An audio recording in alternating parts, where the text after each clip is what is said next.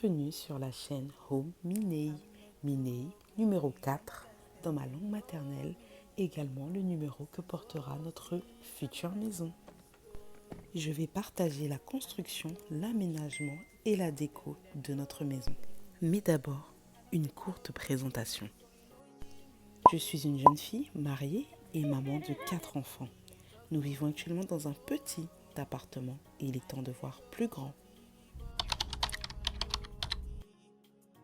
Voici donc le terrain que notre constructeur nous a trouvé. Et nous avions des critères bien évidemment. Nos critères étaient donc que nous ne voulions pas trop nous éloigner de notre église, nous voulions être sur une autoroute précise pour éviter les bouchons et nous voulions minimum 300 mètres carrés pour faire ce que nous voulions, mais pas trop, pour pas trop d'entretien. Et voici, notre projet pouvait commencer. La phase administrative a été très longue. Elle ne commence en juin 2022 avec la signature du CCMI et ne termine qu'en juin 2023 avec la signature du terrain chez le notaire. Un premier rendez-vous se fait pour les conditions du début du chantier.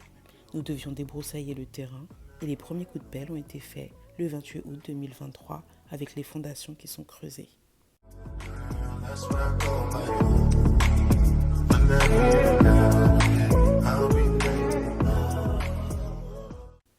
Une fois les fondations creusées, le vide sanitaire peut commencer. Notre vide sanitaire a 60 cm de hauteur.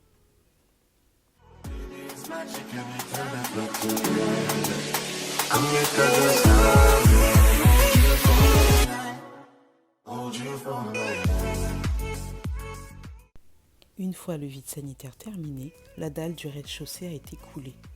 Ça faisait bizarre, mais ça me permettait de voir la taille que la maison prenait sur le terrain. Et voilà un autre moment super impressionnant. C'est lorsqu'on arrive et qu'on pense que avant tout ça, il n'y avait rien et que là, il y a déjà l'ombre d'une maison qui se dessine. En entrant dedans, j'avais l'impression que c'était trop petit, qu'on s'était fait avoir sur les dimensions. Mais après plusieurs échanges, on m'a rassuré en me disant que c'était un sentiment tout à fait normal. Premier étage en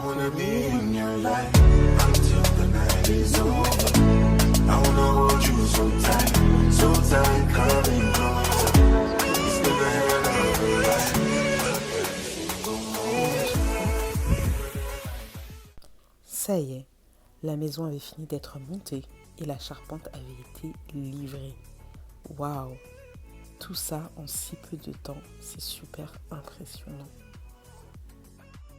Ce qu'il faut savoir, c'est que notre conducteur de travaux nous appelait chaque semaine pour nous donner l'avancement des travaux. Mais l'avancement virtuel par téléphone et visuel sur place, c'est pas pareil. Et voilà, notre bébé a revêtu son chapeau et prête pour passer l'hiver bien au chaud. Trop contente, portes et fenêtres enfin posées. Après une visite à domicile pour faire le point sur ce que nous voulions, le plombier a pu déjà commencer à faire ses installations.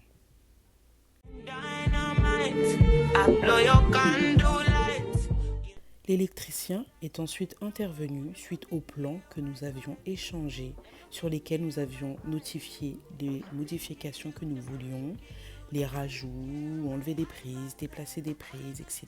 etc. J'ai trouvé ça impressionnant de me dire que dans une maison, il y avait autant de câbles qui se baladaient. Et voici une étape que j'attendais avec hâte, c'est le passage du plaquiste. Là, ça change complètement la maison. Donc là, il met l'isolation, tout ce qui est mur, placo, et il va ensuite faire la séparation des différentes pièces. Si vous voulez vous lancer dans un projet de construction, ce qu'il faut se mettre en tête, c'est que ce projet, c'est votre projet. C'est bien de prendre la température via des avis sur des forums, des pages Instagram, un oncle, une tante, peu importe. Mais ce projet, c'est votre projet et il sera unique. Donc premièrement, si ça vous tient à cœur, lancez-vous, tout en étant prêt à toute épreuve. car la construction, ce sont les montagnes russes, je vous le dis. Ensuite, votre projet, c'est votre projet. J'insiste, peu importe si telle ou telle personne a construit un palace, faites selon vos moyens. Le but est que vous puissiez faire votre petit cocon à votre image, à votre ressemblance et surtout avec vos moyens. Je sais qu'aujourd'hui, on est dans une génération où tout se passe sur les réseaux, sur le paraître et ça, hors de question. Faites le projet qui vous tient à cœur. Pour notre part, nous nous sommes un peu lancés à l'aveuglette car autour de nous, nous ne connaissons personne ayant fait construire sa maison et nous n'avons pas vraiment pris le temps de fouiller un peu sur Internet. Donc, nous sommes en quelque sorte les pionniers. Nous avons acheté notre appartement sur un plan, mais c'est pas pareil, un appartement et une maison. Et c'est un projet qui nous ressemble, avec plein d'autres projets derrière pour cette même maison. Concernant le terrain, nous en avions visité d'autres avec un autre constructeur. Et celui-ci, c'est le premier que notre constructeur nous a présenté et il nous a plu. Il répondait à nos critères. Vous pouvez demander à votre constructeur de vous aider pour la recherche du terrain, mais vous pouvez également en trouver par vos propres moyens. Dans la construction, il y a des surprises qui ne sont pas toujours de bonnes surprises. Par exemple, les dépenses imprévues. Donc n'hésitez pas à prévoir une plus grande enveloppe que ce que votre projet pourrait nécessiter. Par exemple, si le constructeur vous annonce un projet à 320 000 euros, n'hésitez pas, vous, à garder peut-être 20 000 euros de côté pour justement toutes ces dépenses. En dépenses imprévues, on pourrait avoir peut-être le rajout de prises, de luminaires, peut-être les sols. Il est possible que votre constructeur vous propose des choses qui ne vous plaisent pas. Dans ce cas-là, il faudra vous-même faire les recherches, les achats, la pose, etc. La liste n'est pas exhaustive, mais au moins vous saurez que vous avez cette enveloppe qui vous servira au cas où. Le BT01, c'est un indice qui permet de réévaluer le coût de votre construction en fonction de la variation des prix des matériaux. Vous pouvez trouver sur Internet les différentes méthodes afin de pouvoir la calculer vous-même en attendant de recevoir le magnifique courrier. Pour notre part, le constructeur nous avait demandé de provisionner 5 000 euros et lorsque le BT01 est tombé, on ne devait que la moitié. Donc c'était une bonne nouvelle. Surtout qu'avant de recevoir la nôtre, on tombait sur des comptes construction qui avaient des BT01 avec des montants extravagants. 21 000 euros, 14 000, 9 000. Et là, on se disait, si ça nous arrive, on est cuit.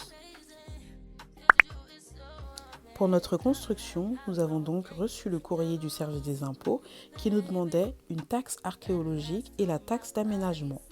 Vous pouvez obtenir plus d'infos et même connaître son montant en vous rapprochant du centre des impôts de la ville où se trouve votre construction. Les montants sont assez importants, mais vous pouvez vous arranger pour échelonner les règlements.